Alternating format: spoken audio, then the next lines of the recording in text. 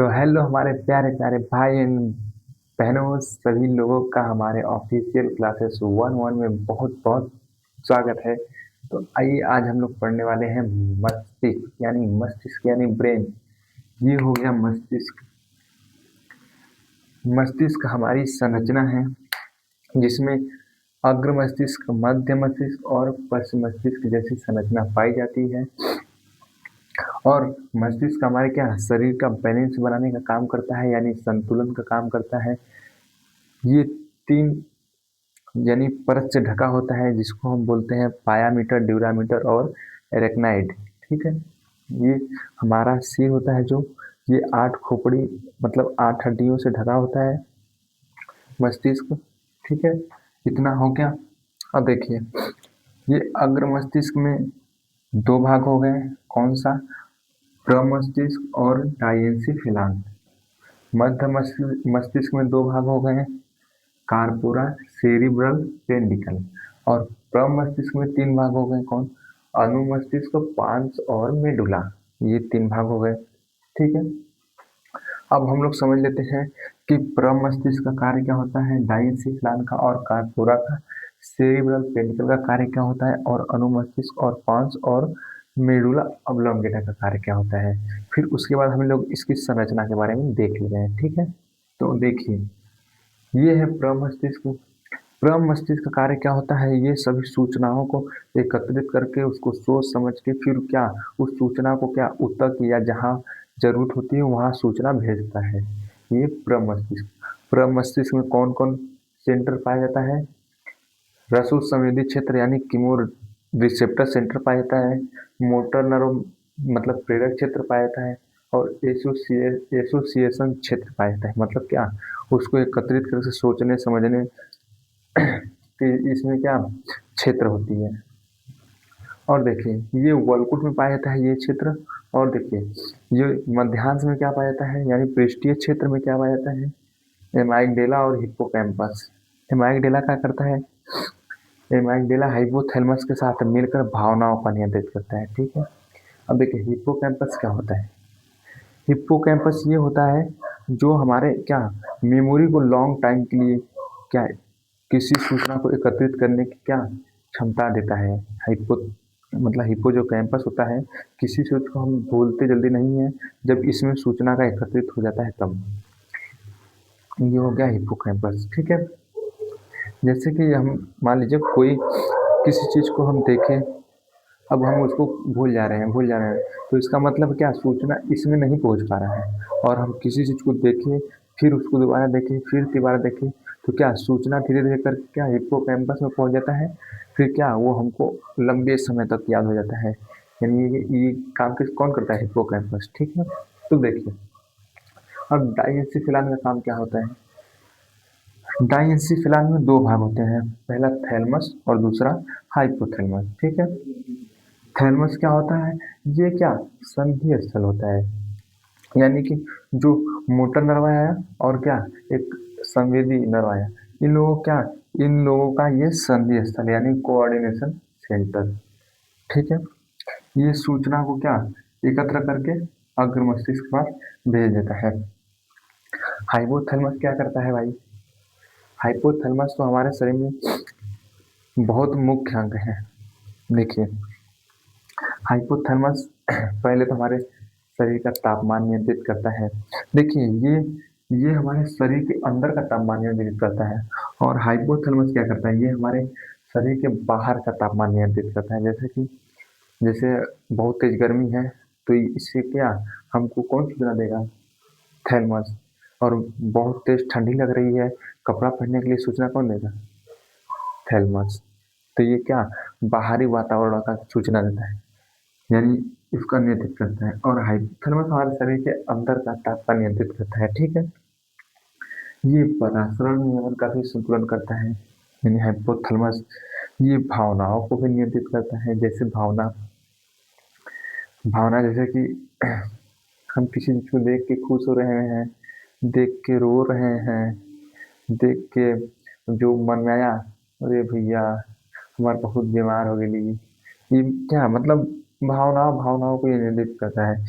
फिर उसके बाद क्या होगा, ये हार्मोन का भी नियंत्रित करता है, कुछ हार्मोन निकालता है, ये रिलीज करके क्या पीयूष ग्रंथि के पास भेजता है, मतलब ये बहुत सारे काम करता है। ये हाइपोथैलेमस होता है, ये एमाइगडाला के साथ मिलकर क्या भावनाओं को नियंत्रित कर रहा है, एमाइगडाला के साथ। ठीक है, अब देखिए हम लोग अग्र मस्तिष्क को पढ़ लिए।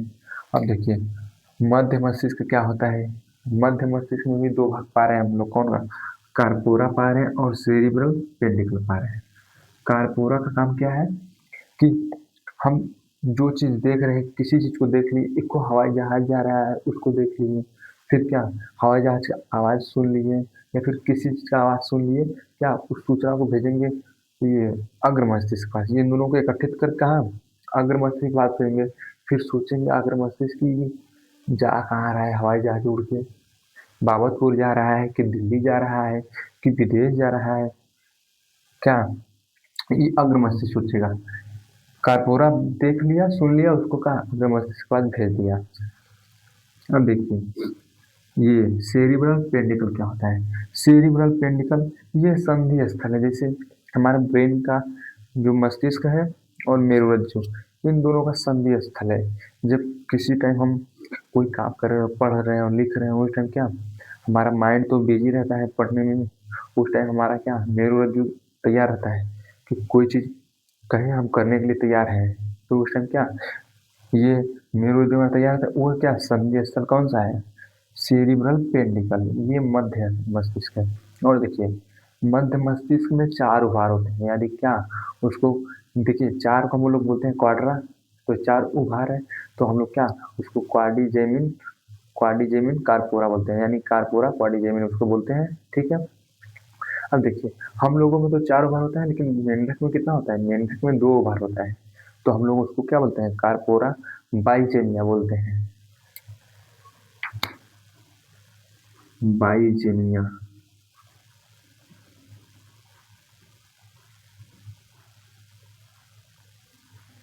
ये क्या ये हमारे क्या एक तरह से मानिए तो ये संधि स्थल है, बीच का भाग है। ठीक है, इसमें से एक क्या एक ऐसे संरचना आती है जिसको हम लोग क्या बोलते हैं, नर्व बोल सकते हैं, इस बीच में से मध्य मस्तिष्क के बीच में से आती है। ठीक है, ये हो गया हमारा अग्र मस्तिष्क और मध्य मस्तिष्क। अब देखिए पश्चिम मस्तिष्क का भाग देख लीजिए। पश्चिम मस्तिष्क में हम लोग क्या तीन भाग पाते हैं, कौन कौन सा देखेंगे तो पेड़ की तरह संरचना रहेगा, अभी हम दिखाते हैं थोड़ी देर में आपको। ये होता है अनुमस्तिष्क, हमारे पीछे भाग में पाया जाता है।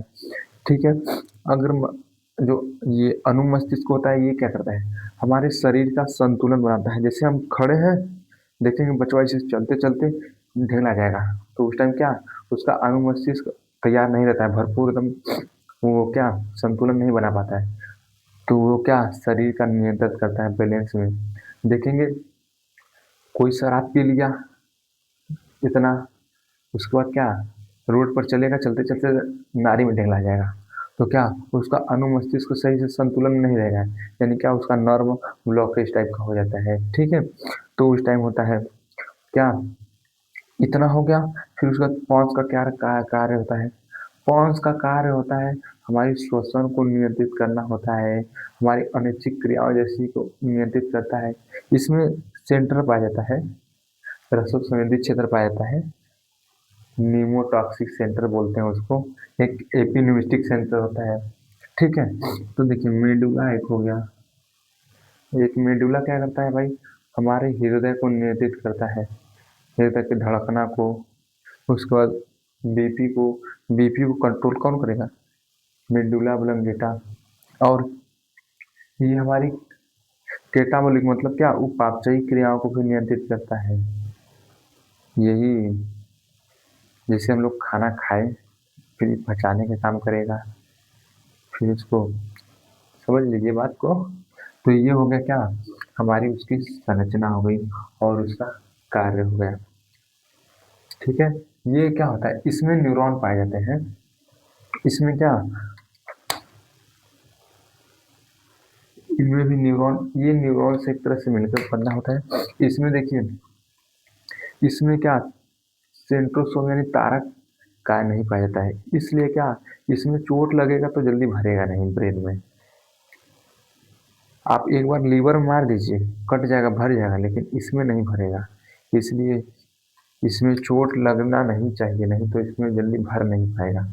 ठीक है, इतना हो गया। अब हम लोग इसका थोड़ा सा स्ट्रक्चर देख लेते हैं, फिर उसके बाद ये क्या, आपका पूरा वीडियो खत्म हो।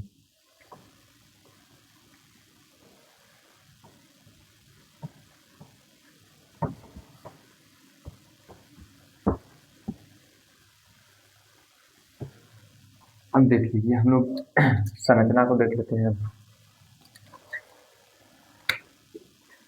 ये मान लीजिए क्या, हम ब्रेन ले लेंगे और यहाँ एक क्या,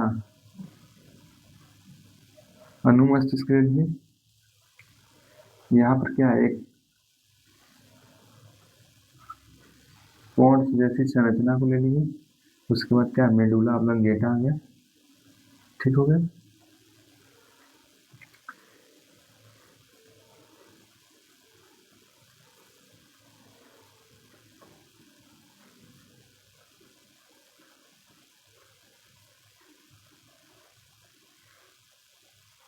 इसके ऊपर हम लोग क्या,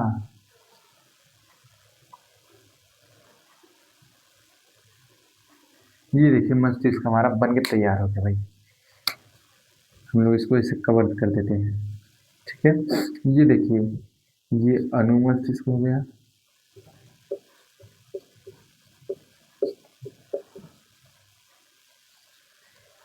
ये अग्र मस्तिष्क हो गया,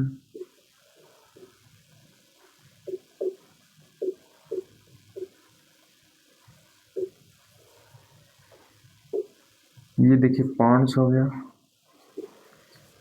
ये क्या, मेडुला हो गया,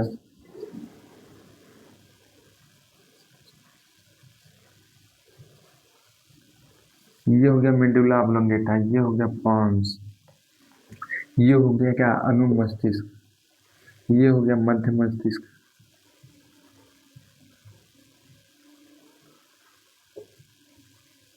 ये अग्र मस्तिष्क, मध्य मस्तिष्क और पश्च मस्तिष्क, अनुमस्तिष्क हो गया।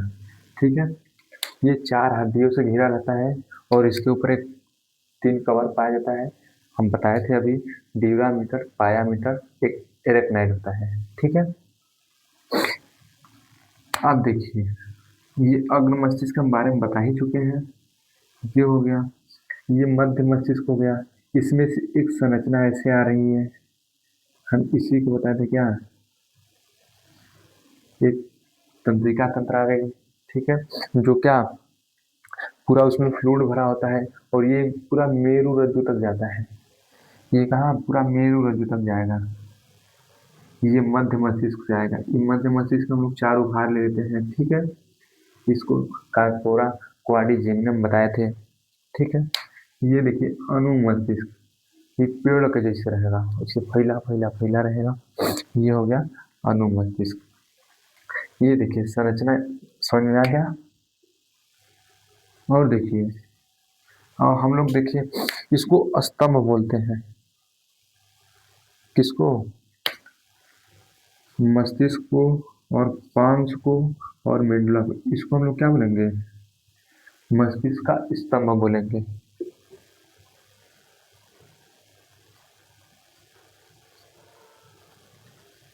ये स्तंभ, इतना ही पूरा ब्रेन है। अगर हमारा वीडियो अच्छा लगा हो तो लाइक करिए और शेयर करिए और सब्सक्राइब करिए। इतने कम समय में हम आपको पूरा मस्तिष्क के बारे में अच्छे से बता दिए। तो थैंक यू, हमारे तरफ से बाय बाय आप लोगों सभी को।